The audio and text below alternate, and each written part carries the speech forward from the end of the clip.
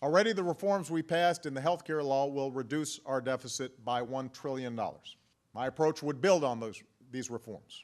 We will reduce wasteful subsidies and erroneous payments. We will cut spending on prescription drugs by using Medicare's purchasing power to drive greater efficiency and speed generic brands of medicine onto the market.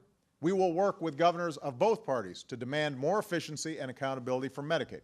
We will change the way we pay for health care, not by the procedure or the number of days spent in a hospital, but with new incentives for doctors and hospitals to prevent injuries and improve results. And we will slow the growth of Medicare costs by strengthening an independent commission of doctors, nurses, medical experts, and consumers who will look at all the evidence and recommend the best ways to reduce unnecessary spending while protecting access to the services that seniors need. Now, we believe the reforms we've proposed to strengthen Medicare and Medicaid will enable us to keep these commitments to our citizens while saving us $500 billion by 2023, and an additional $1 trillion in the decade after that. Government bureaucracies are not going to reduce wasteful spending, erroneous payments, and drive greater efficiency better than a free market system. By his own admission, Obama's $1.5 trillion of savings will not be realized until 2033, and our current debt is over $14 trillion. How confident is Obama in his own plan? But if we're wrong, and Medicare costs rise faster than we expect, then this approach will give the Independent Commission the authority to make additional savings by further improving Medicare. But let me be absolutely clear. I will preserve these health care programs as a promise we make to each other in this society. Obama will preserve the programs that are bankrupting our nation, regardless of the consequences. These programs are not promises that Americans make to each other. These programs are instances of special interest groups of society, forcing their neighbors to supply their wants and needs.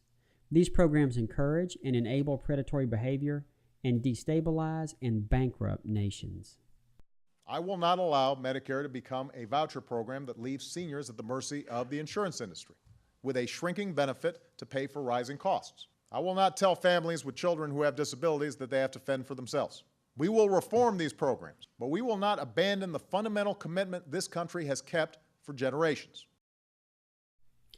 If a person can be forced to labor for the benefit of another, they are no longer free.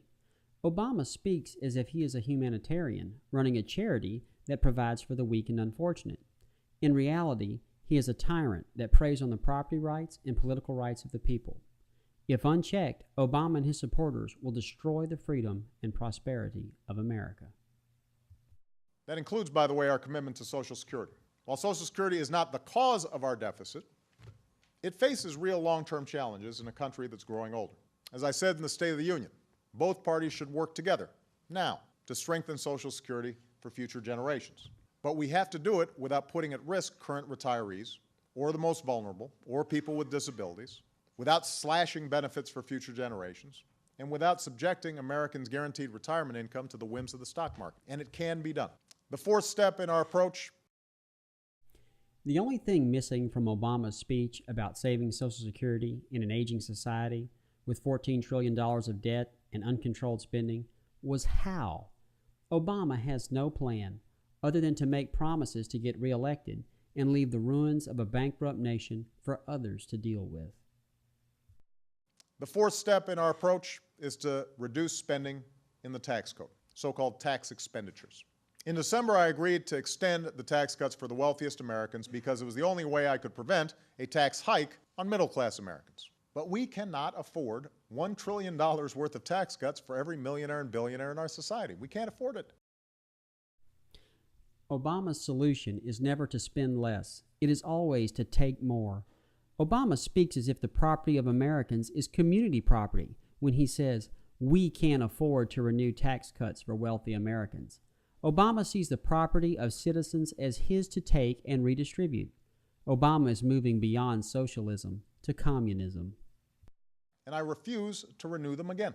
Beyond that, the tax code is also loaded up with spending on things like itemized deductions.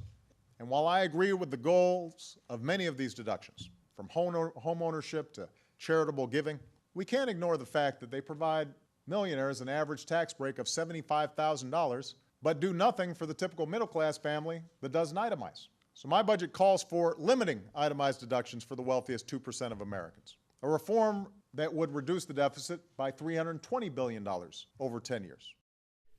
As always, Obama's solution is to take more. Large numbers of Americans pay no taxes at all, yet they are allowed to vote to tax their neighbors. Many of these Americans receive earned income tax credits amounting to thousands of dollars every year. Obama never mentions this wasteful spending. But to reduce the deficit, I believe we should go further.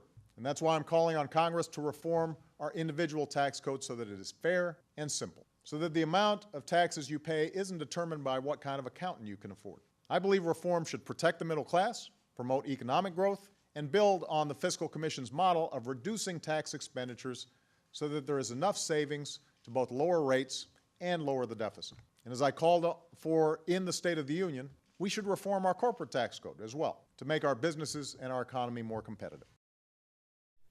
The most simple and fair tax code consists of a flat sales tax that everybody pays. Demagogues hate the flat tax system because it vastly diminishes their ability to buy votes. After all, no one can vote to tax their neighbors without paying the tax themselves. Also, such a system makes it difficult for underground cash and criminal economies to flourish. Protecting our commitment to seniors and protecting our investments in the future. Some will argue we should not even consider ever raising taxes, even if only on the wealthiest Americans. It's just an article of faith to them. Taxing society's producers, the wealthy, to give to society's consumers, the needy, cripples economies. The producers pass their taxes to consumers by raising prices. Every tax dollar taken for consumers must first fund the government. Those that vote to tax their neighbors wind up paying dollars to take pennies, and producers lose wealth when their sales decline due to higher prices. The ones that truly benefit from wealth redistribution are demagogues and their bureaucracies. I say that at a time when the tax burden on the wealthy is at its lowest level in half a century, the most fortunate among us can afford to pay a little more. I don't need another tax cut. Warren Buffett doesn't need another tax cut. Not if we have to pay for it by making seniors pay more for Medicare, or by cutting kids from Head Start, or by taking away college scholarships that I wouldn't be here without, and that some of you would not be here without. And here's the thing, I believe that most wealthy Americans would agree with me. They want to give back to their country, a country that's done so much for them. It's just Washington hasn't asked them to. Like all demagogues, Obama tries to disguise the true nature of government. Governments do not ask. They force the members of society to do or not do certain things using threats of fines, imprisonment, or death. Obama is not asking wealthy Americans to give more. He is forcing them to do so by threatening them with imprisonment and or fines for tax evasion. Others will say that we shouldn't even talk about cutting spending until the economy is fully recovered. These are mostly folks in my party. I'm sympathetic to this view, which is one of the reasons I supported the payroll tax cuts we passed in December. It's also why we have to use a scalpel and not a machete to reduce the deficit, so that we can keep making the investments that create jobs. But doing nothing on the deficit is just not an option. Our debt has grown so large that we could do real damage to the economy if we don't begin a process now to get our fiscal house in order. We have $14 trillion of debt. We do not need a scalpel to trim it. We need a bone saw.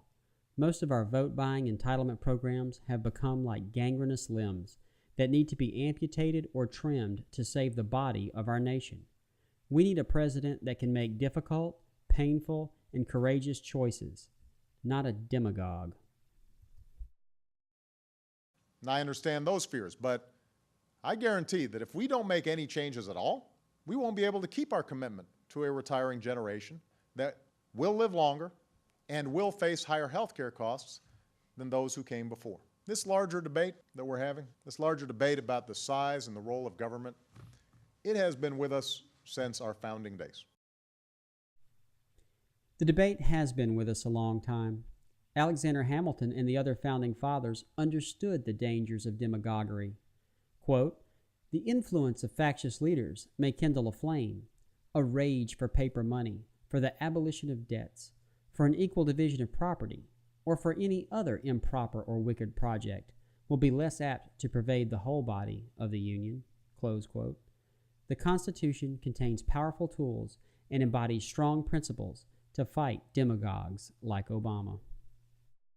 And during moments of great challenge and change, like the one that we're living through now, the debate gets sharper and it gets more vigorous. That's not a bad thing. In fact, it's a good thing. As a country that prizes both our individual freedom and our obligations to one another, property rights, political rights, and autonomy are prized by those that value freedom.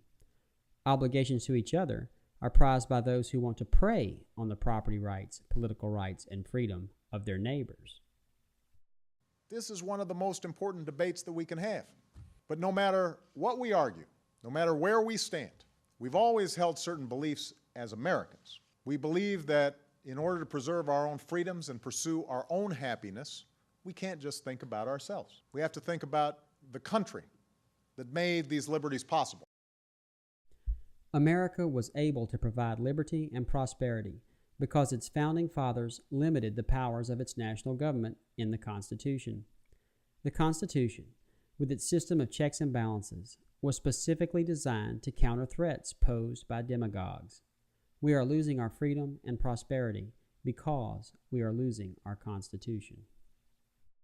We have to think about our fellow citizens with whom we share a community. And we have to think about what's required to preserve the American dream for future generations.